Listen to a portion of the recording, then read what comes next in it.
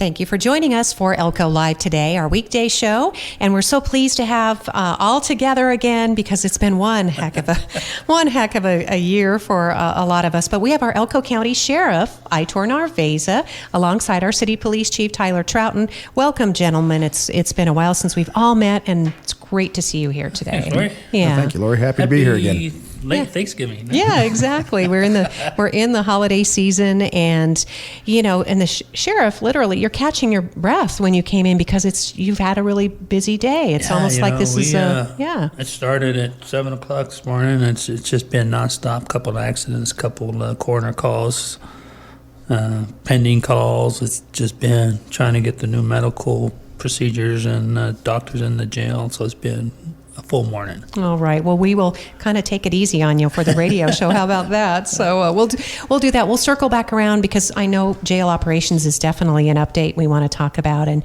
of course, with our chief, Tyler Trouten. Chief, you've been, you have so many things too. A lot of our summer and fall months were spent working on the situation at 8th and Idaho with the Elko Inn. I guess good news, though. We keep hearing better news at the city council meetings.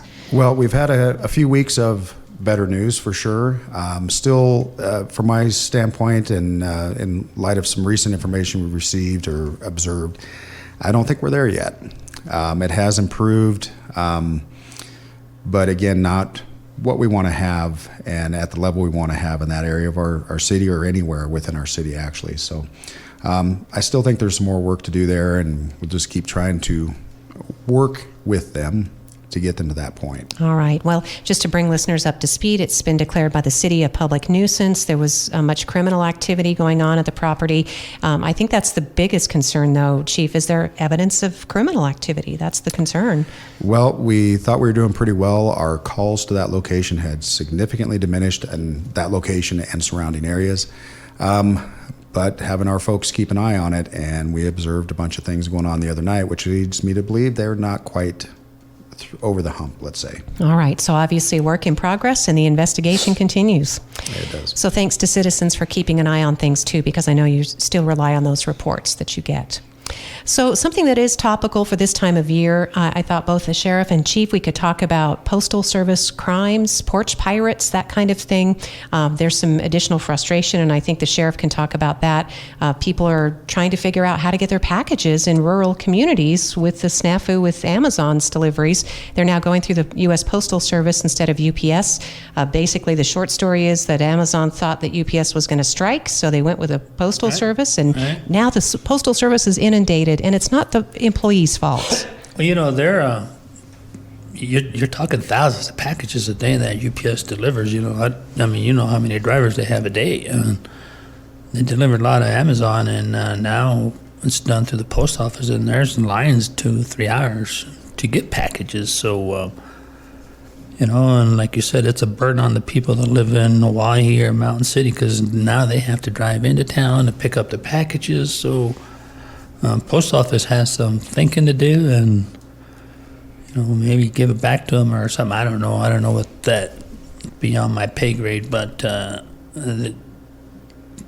they just need help getting all their stuff out.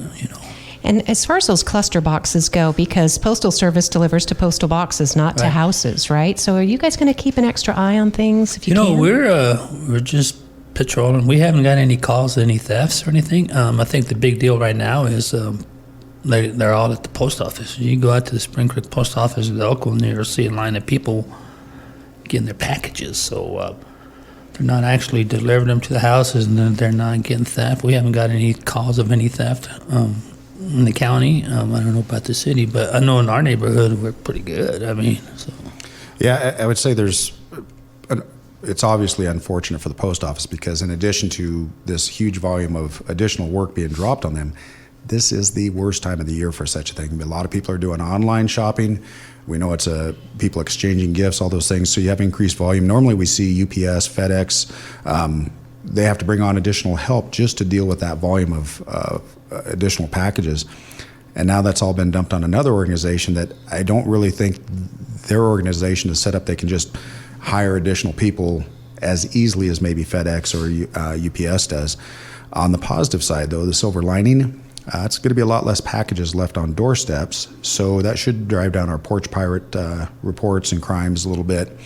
I would just say to the people out there, please have patience, because no one here, probably within the state, had any decision-making ability. And, Amazon walks in and says, we're shipping these packages. That's what's going to happen. I doubt any of them have the latitude to just say, no, we're not going to do that. While we're on the topic, though, we discussed a little bit. Do want to give a shout out to Marvin. He's retiring. Been our postal deliverer here in the city for the police department for years, and I seen him yesterday. He had a very large smile on his face. So Yeah, he's even stepping lighter than he usually does. Marvin, we're going to miss you so much. He's been our postal delivery person too, and it's a good thing, Sheriff and I live in the same neighborhood. We love Don. You've got Don too, so we got have some Don. great postal service workers. Yeah. It's pretty nice when your own poster people. You can talk to them, give them coffee, chat with them. It's nice. It's Yeah, nice. it is nice. So remember that they're human beings and they don't have any control over this situation with the packages.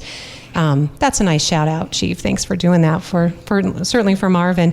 We do know that Senator Cortez Masto's introduced legislation with some others, both, it's nonpartisan, that proposes beefing up postal police. And, we've seen tensions run really high, and we've seen actual crimes committed. I would very much be in favor of that. One of the issues we've run into over the years, and I guess draw your attention back to shortly after 9/11, when there was a lot of concern about anthrax being mailed and suspicious powders and so forth. We don't have ready access to postal inspectors here. That is the criminal investigative unit for the post office, so that would be hugely an advantage for our community as well. Hopefully we could get some more ready access to those inspectors, have them come out here when we've had like cluster box thefts and such things.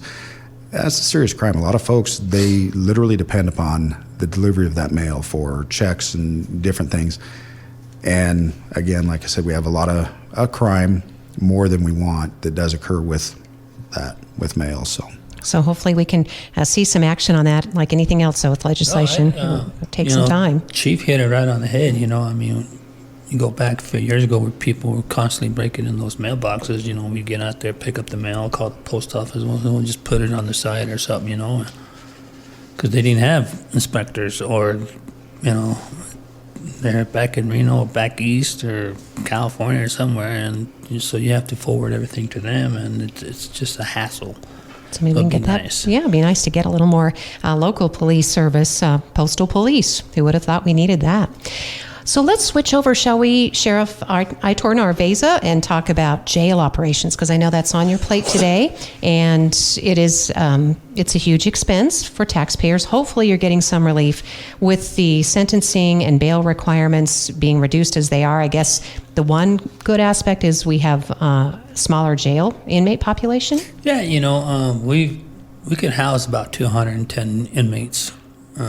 What we were housing before COVID hit. Now we run anywhere from 150 to 180 up and down. So that's a plus, so we always have available space.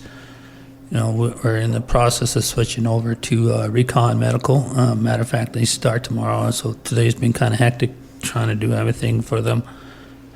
But so they did give us and I got to give a huge shout out to the county, Amanda, and the commissioners for approving. But they gave us a nurse, a full-time nurse from 7 to 7, and then another nurse from 9 to 9 till 3 in the morning. So we're going to have about 21, 22 hours worth of coverage with medical staff at the jail, which would be, it's going to cost us a little bit more, but we should save a lot of money from constantly having them send them to the hospital, or they'll be able to do the majority of the stuff we'll be able to do in-house unless it's a real emergency like heart attack or something. But most of it will be done in-house, so we're going to spend some, but we should get it back on the other side of the transports and the medical, the ambulance, and so on. So we're looking forward to Recon coming on tomorrow, and we're going to have a good time. Wow, that is some serious coverage, Chief. And I know that you've been sitting on various boards and involved in the state level and talking about these issues and how important it is we're providing all this medical service to inmates and behavioral health. It's probably one of the changes most of the public isn't aware of, but when we started our careers, the sheriff and I, rarely would you need medical services because unless there was an injury, a crash or something like that, most people came into the jail and were able to exist without medical care. More and more, we're seeing most of the people we come in, they're under the influence at some level, often of drugs like fentanyl, which we all know can be very deadly, other things, as well as mental health issues that play into that as well. So the sheriff is absolutely correct in saying that it should save time, because when you don't have that coverage at the jail, it does mean a trip up to the hospital, especially in the wee hours of the morning when no one else is open for business, to get these folks cleared, be able to admit them into jail and, continue that process. But it's quite a shift that I think you'd agree we've seen over the years. We, with this new doctors and medical staff recon, we implemented some newer policies on inmates that are being released that have medication and stuff. So before, when they left, we just booked them, released them. Now they go in front of the doctor, medical staff, and whatever prescription drugs are taken, they're given like a 10-day after they are released to take them. They're given a script, and it's their obligation to run up to one of the stores and get their medication. So we're now giving them 10 days of medication when they leave the facility to help them out with. So it's going to be good. It'll help everybody out, because right now you got people that are on medication, they leave the jail. Those medications are paid by the county, so those medications stay in the facility. So when they leave, they don't have nothing, so we give them a 2-week supply. It's their obligation. We can't dispense it. The only thing we do, the doctor writes you his prescription, whatever you're taking. It's your obligation to go fill it. So you get an extra 2 weeks. So I think it'll be a plus for the community and for the inmates. Well, and I think there's an aspect to that. Again, the public, I'm sure, is not aware of. Pursuant to law, this is kind of what's driven it. For folks who rely upon Medicaid for their prescriptions and medication and so forth, when they enter the jail, that stops. And so you have people that oftentimes have critical life-saving medications they have to take on a routine basis. And then when they get out, they have to go and reinitiate their Medicaid procedures to get those or whatever else it may be. Again, we're in the business of enforcing criminal law and holding people to account, but we don't want that to translate into, hey, you denied the medications and they die. That is worst case scenario. So again, the sheriff's doing a good job. Recon Health has a very good reputation. I know they service, I think, the majority of all detention centers in the state.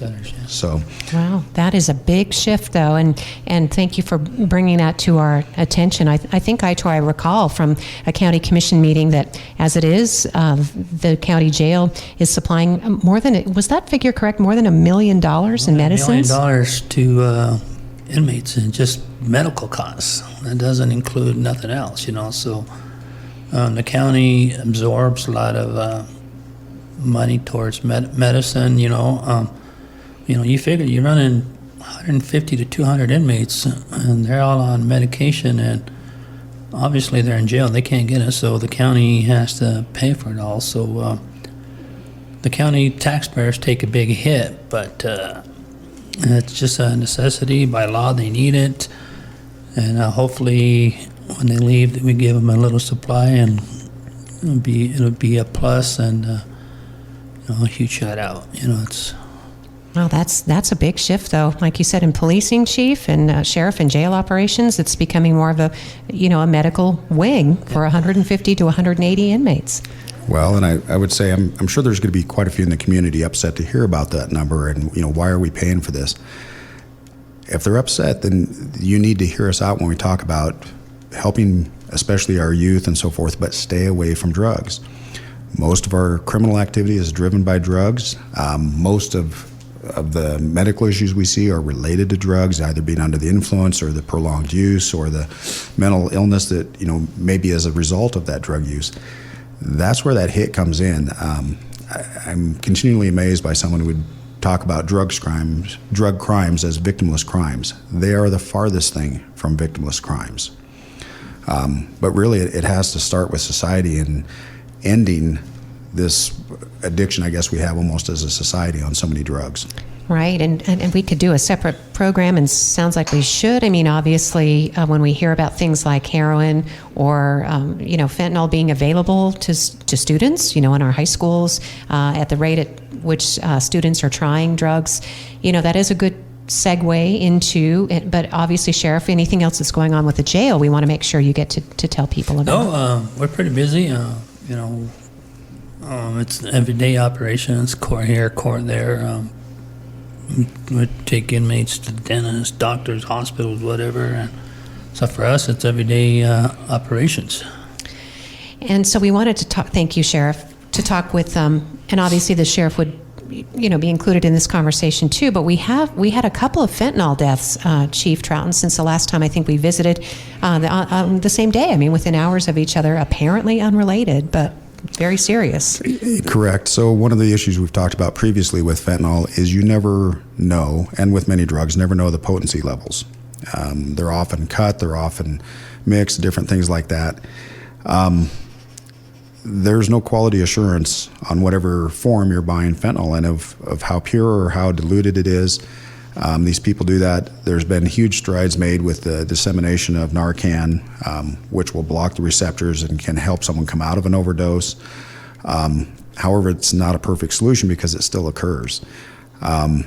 So we have had those 2 overdose deaths. We're still investigating on those. These take quite a bit of time because before you can even proceed to the charging position, you have to have the toxicology results back. That means it has to go to Washoe, get shipped off from there. It's usually about a 3 to 4 month window before you even get results back that would conclude that the person died of an overdose. I'm sure many people think, well, it's just obvious to tell, but we have to be able to legally prove that in order to proceed with prosecution. And we, and again, our excellent District Attorney Tyler Ingram, are very interested in prosecuting the dealers who are selling this stuff. You are committing homicide. You are killing someone. Maybe not at the intentional level of first-degree murder, but the result is the same. You're committing such a dangerous act that imperils life. It does go down. It is a homicide. A 24-year-old and a 45-year-old died in those pair of fentanyl deaths, the overdoses that you're describing.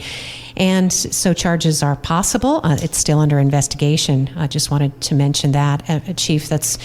We also know that there, as you mentioned, Narcan, that's to revive someone, but aren't there also some sort of detection, something that if people are drug users, they can have their drugs tested for fentanyl? Maybe they're not intending to ingest fentanyl. Is that something available locally? So I think there are some availabilities to test those drugs, although I'm not well versed with them. I don't know that you see a lot of use of those just because by the very nature of it, people using the drugs, committing a crime, they really don't want to advertise that any more than they have to. And I think they're a little bit suspicious, paranoid about trying to do so. It's much like here a few years ago, we had the no harm initiatives of supplying, clean needles and stuff. And a lot of times they tend to backfire as well. I think if you recall in that one, yes, we're disseminating a lot of needles and recovering a lot of those needles. They also were not getting all of them, and so we were seeing them in different places like Johnny Appleseed or on our streets and stuff. So well-intentioned initiatives a lot of times just do not achieve the result intended. I know I was surprised. Both the chief and sheriff know, my daughter, who obviously she's not a drug user, but she goes to concerts and festivals and things like that. And she said, Mom, there are tents set up where there are lines of people and they're having their drugs tested before and they're not legal drugs, but that's...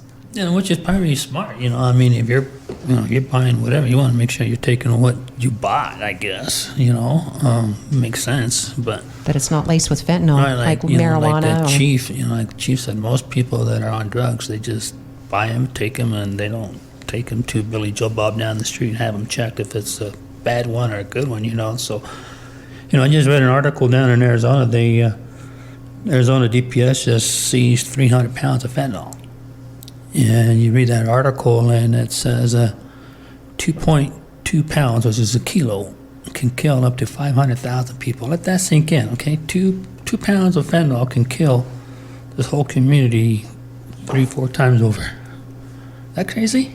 Yeah. and that's what they're absorbing, and we deal with it all the time, at the jail or on patrol, like the chief, they have it on patrol. We deal with most of it in the jail when they're coming off they get arrested and they're coming off their high. But it takes longer with fentanyl to come off their high than it used to be a couple of years ago. Talking with our Sheriff Aitor Narvaiza alongside our City Police Chief Tyler Trouten. And of course, drugs really the underlying issue for a lot of our community woes, whether it's the jail population, the needs of the people who are incarcerated even temporarily, and the cost that it incurs to society, but certainly also, the depth of mental health, mental illness. I think, Chief, last time we checked, you were still on the board with Vitality Integrated Programs or trying to provide mental health services. So I don't sit on a board for them, but we were working in collaboration with them and NAMI. Oh, thank you. Yes. For We the just finished. clarification. In fact, the sheriff here graduated, got to attend the class. It's CIT training, crisis intervention teams. Very good training. I took it several years ago, so I'm sure there's new and updated stuff. But really, the focus of that is trying to help officers at the street level understand mental illness, traumatic brain injuries, different things, autism, all these different things, recognize those as opposed to people who are maybe just under the influence of drugs. And it can be quite hard because a lot of the symptoms, a lot of the manifestations are identical. But folks who are having mental health crisis, they're in a state of crisis. They're not in a state of, criminal activity per se, but to respond appropriately, be able to connect them with resources here locally, and just get them assistance. I think we've talked before about it's not as easy as see criminal arrest same. It's trying to understand what's driving the criminal behavior. We know that addiction is one of those large drivers, but mental illness can be as well. A lot of the folks that concerned people, they're talking to themselves, very animated, movements, different things that may not be under the influence of drugs, may be mental health. They could, have schizophrenia, different things like this, hearing voices. So being able to recognize those and try to appropriately match resources to the root cause of the problem is key. I'm just trying to think, how many were in that class, Aitor? 20 plus? 23 or so, 22, 23.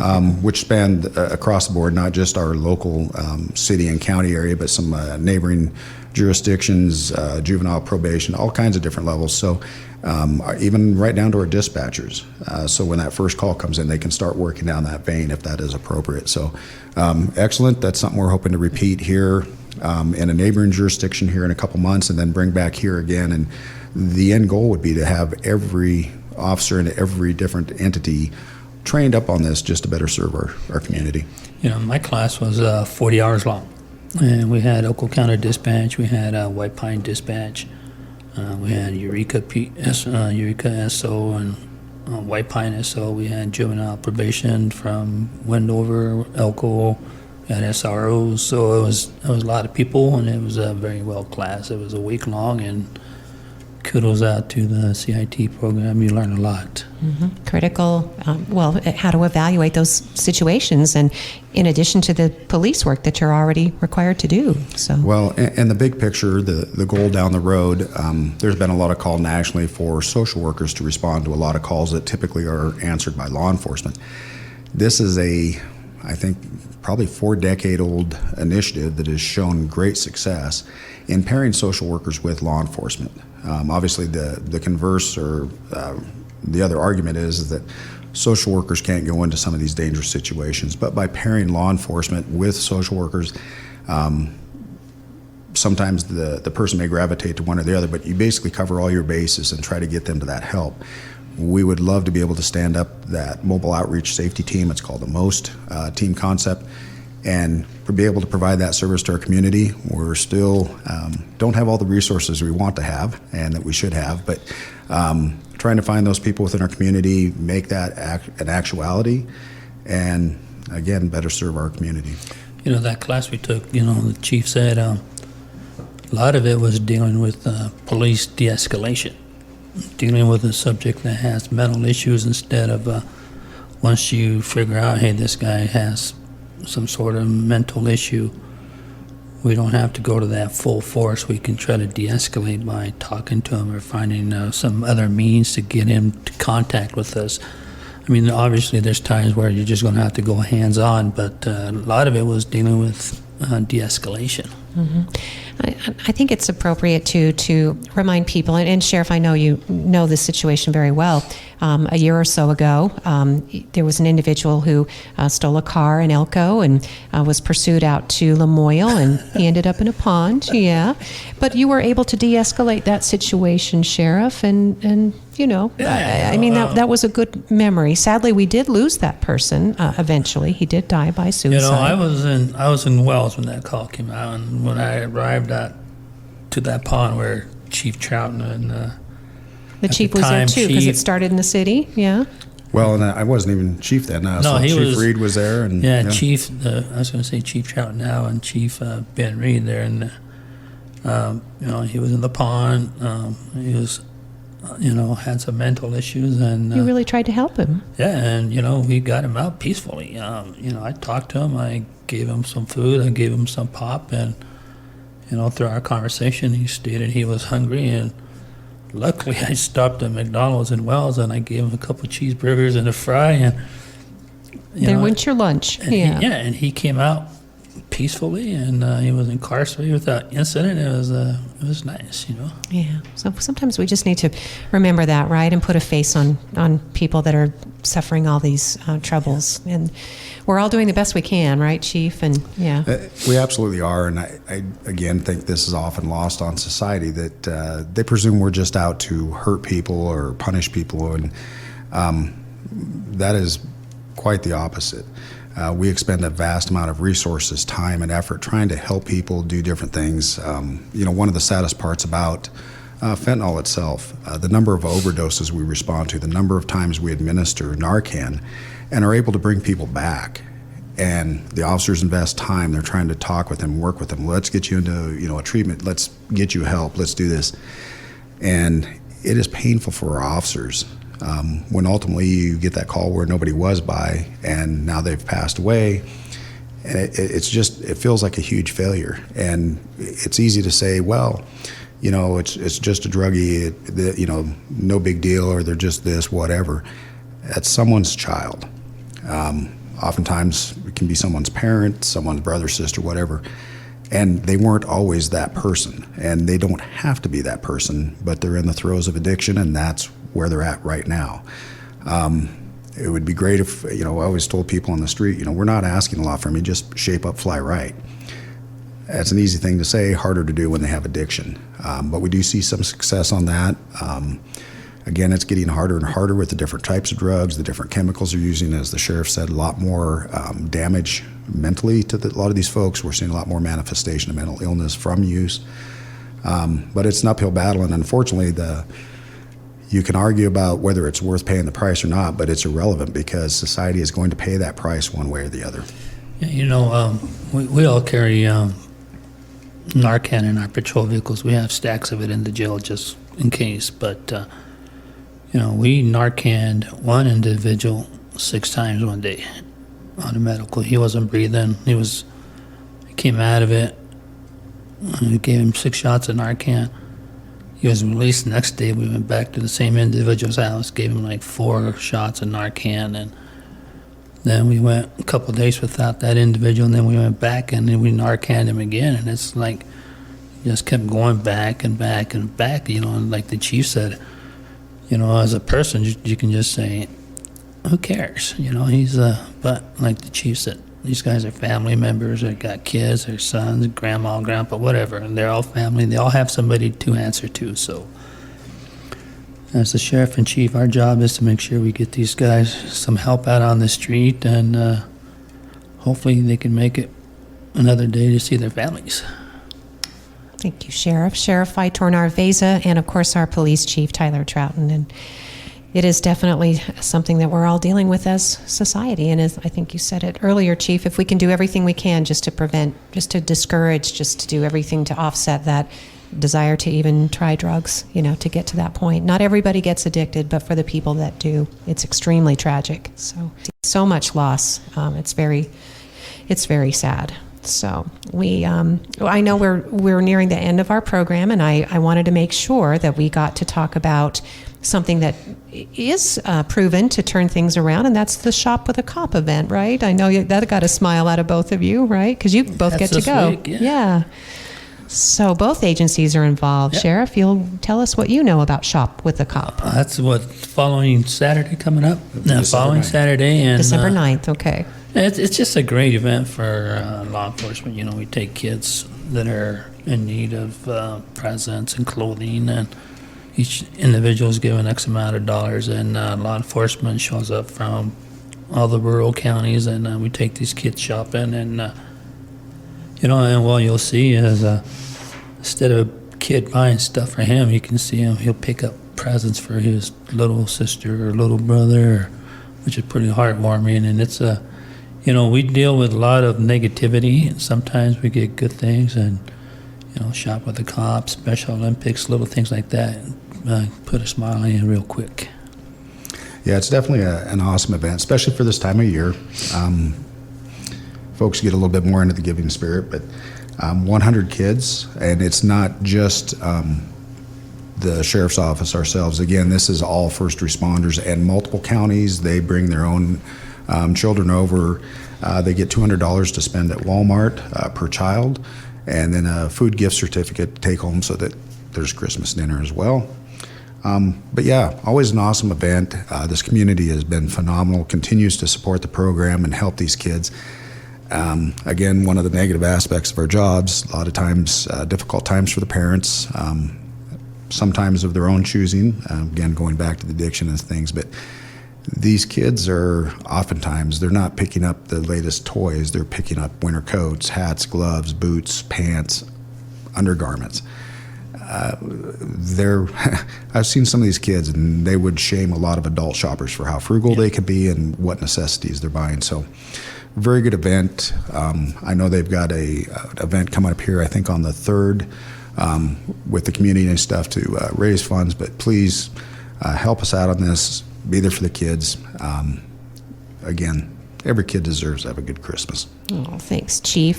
Thanks to all the volunteers who work. Some of them work year-round on the Shop with a Cop. I'm thinking of Stacy, a former colleague here. I don't know if she's still involved, but we sure appreciate everything that everybody does to help keep Shop with a Cop going, and those contributions really count, as you heard from both our Chief and Sheriff. As a Chief and Sheriff, Ty and I just get to show up. Like you said, there's people behind the scenes, at every level that are always in the community, so huge shout out to them.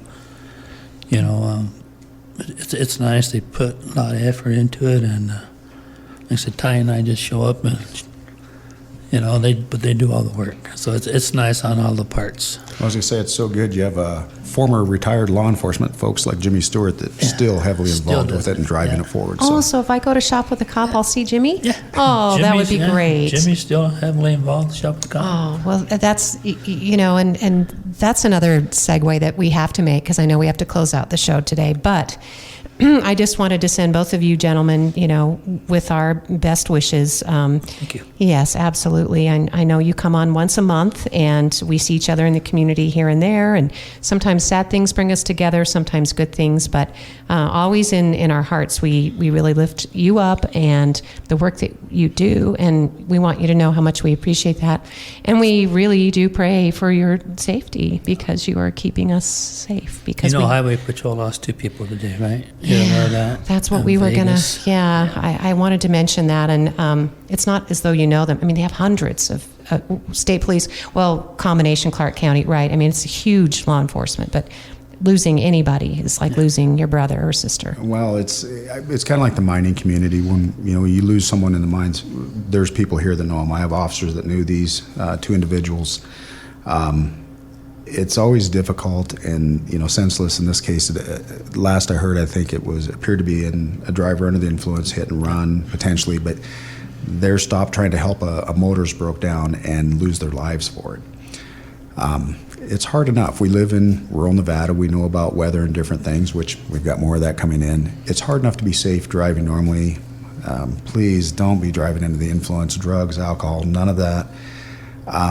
It's just a shame. I mean, at a minimum, there's three lives forever affected, plus all of the family members on both sides of this. Why? It is a pointless thing. But yeah, a difficult day, and like I said, the law enforcement community in the state is not that large. We all know each other. We associate with each other on trainings, different things. So, yeah, not a good day for that. No, it's a loss. It's a loss everywhere. So again, you'll see those stripes across the badges, and that's what that's for. Those, they call them those black bands. Black bands. Yeah, Morning bands. Yeah. So thank you, gentlemen, for being on the program, and thank you again for what you do. And again, our hearts and our thoughts are with you year round. But thank you for trying to keep us safe the best that you can, both in our communities and on our roadways. And yeah, Thanks for having us. yeah, we appreciate it. Yep. Thank you, Lori, and to everyone. Happy and especially safe holidays. Yes. Thank you, listeners, for joining us for today's Elko Live.